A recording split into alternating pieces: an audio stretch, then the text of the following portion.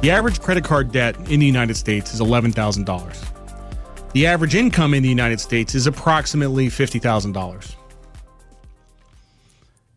The average interest on that $11,000 in credit card debt is about $2,000. So the average person pays 4% of their income in credit card interest. And we also figured out that if you added up mortgage interest and car loans, the average person could pay as much as 20% of their income in interest. And I don't think, I'm going to take credit for this. Yes, I'm a genius. I don't think anybody has ever looked at that before, looking at somebody's income and saying what percentage of their income is going out the door in interest. I don't think anybody's looked at that before. And your goal is that number should be zero. You should have no money going out the door in interest because it is a giant waste. It is a giant waste.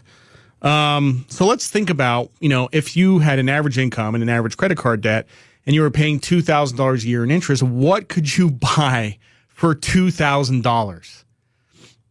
What costs $2,000? Let's see. You could buy a pony. You could buy a salad bar. Maybe you could go to Wendy's and say, hey, man, are you guys using your salad bar? You could buy the salad. It's probably about $2,000. You could set up a salad bar in your house. Or you could just put 12 urinals in a row. That's kind of like a salad bar. By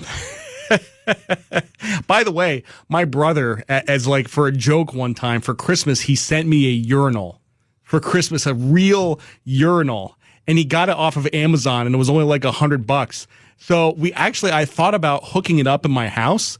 Basically, I was going to hook it up right next to the bed, so I could just roll out of bed and pee in the urinal. But right now, it's in our backyard. We just have it in the backyard. We're growing flowers out of it. So we have a urinal. And come to my house. You can see the urinal in the backyard. So you could get 3 sets of new tires. You could resod your front lawn. I just got a new hot water heater for $2,000. For $2,000, you can get a new hot water heater. I just got a new washer. You can get 3 washers for $2,000. You could take a vacation. There's a lot of things you can do for $2,000. You can get 12 urinals in a row. Actually, you can get 20 urinals. You can get 20 urinals for $2,000. Yeah, all of that, even the 20 urinals, is better than paying interest. And if you're, who does this? Who sits around and says, gee, I got $2,000 burning a hole in my pocket. Let me just pay some interest. Who does that? Nobody does that. Why are so people willing to pay interest? Why do they just accept it as a cost of doing business? It just adds to the cost of everything that you buy. For example, let's say you go to the store and you buy a snowboard. You go to Dick's Sporting Goods and you buy a snowboard. I don't even know how much snowboards cost. Maybe they're $500.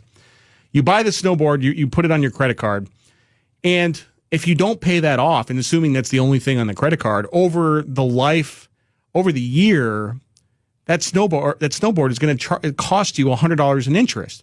If you don't pay that off for 5 years, you're going to pay for the snowboard twice. Actually, that doesn't even take into account compounding. You're probably going to pay for it twice in 4 years, And some people carry big balances on their credit card for years and years and years. And so they buy something, and if they have that on their balance for years and years, they're paying for everything twice. It's madness. It's absolute madness. But everybody is just brain dead. They're just like zombies, like The Walking Dead. We're just put it on the credit card and we'll just carry this balance and maintain this balance. By the way, you know who makes money off of that? And it's not even really the credit card companies, because basically what the credit card companies do is they take your account balance and they combine it with thousands of other people, and it's called revolving credit. And they put it into a pool of all these account balances that, basically collect interest, and that is sold as a bond. So there are investors that buy these bonds, and they're made up of basically credit card balances. And they're called ABS. They're called asset-backed securities. And these are actually, these pools of credit card loans are they're good investments, because in most of the time they throw off very predictable cash flows. And every once in a while, like when we have a recession, what happens is that people stop paying them and they go bankrupt, and then the bonds get hit. But, so they're very economically sensitive. But basically, if you're paying interest to like a guy. I mean, believe it or not, it's like a portfolio manager at PIMCO out in Newport Beach who bought this bond, and the shareholders of that fund are going to get your interest payments. That is who you're helping by like buying a snowboard and not paying it off for 4 years. Isn't capitalism great? Like this is really, like this is how it works. Like, somebody is making money off of this. And I'm just saying there might be something else you want to do with that money other than give it to shareholders in a bond mutual fund. I mean, it's great that they can make money, but basically they're just profiting off of your ridiculous behavior. So let me ask you a question. Are credit cards evil? Because some people actually say this. Some people say that credit cards are evil and you should just cut them up and cancel the accounts and just never have a credit card. I think people should have the freedom to either use them wisely or blow themselves up. I think people should have the freedom to do that. If you deny people the choice, you should give people the choice. If you deny people the choice to use credit cards wisely or to use them poorly, then I don't like taking away people's choice. So if you pay them off every month like I do, then they're not evil. They're a great big convenience. They're massively convenient. I mean, just think about credit cards, right? So I told you at the top of the hour that I just paid off a credit card bill that was $5,000, right?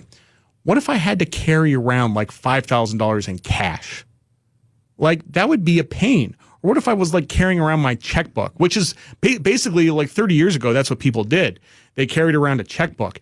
Actually, those really big checkbooks, those giant checkbooks that they use for businesses? I'd like to carry one of those around just so I could be like a big shot. Actually, there was in James Bond, in Octopussy, my favorite scene in all the James Bond movies. So Roger Moore is playing backgammon with like the Indian guy. And the Indian guy loses the backgammon game, so he has to pay the bet. And there's a guy behind him, and he just reaches back and takes this giant checkbook and writes a check to James Bond.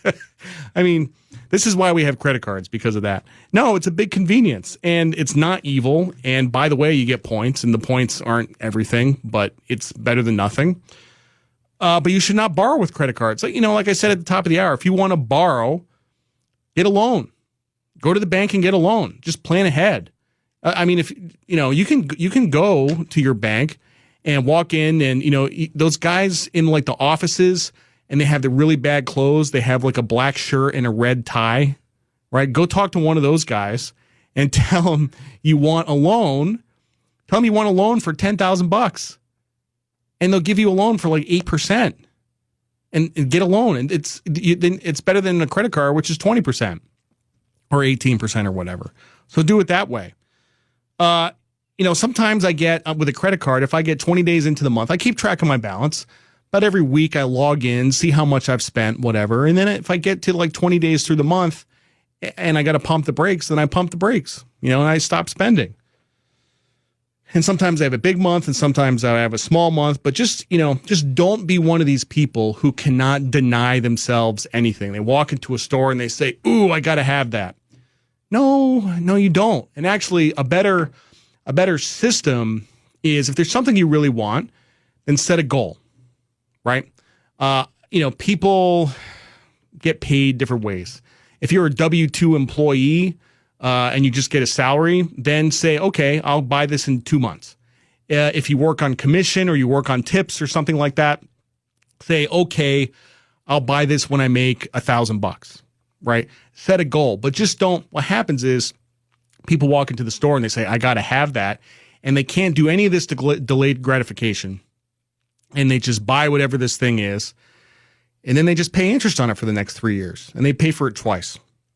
And I don't, there's a lot of people in the United States who are against credit cards, who beat up on credit cards, but I don't think anybody really does the math and says, holy crap, people are spending 20% of their income on interest.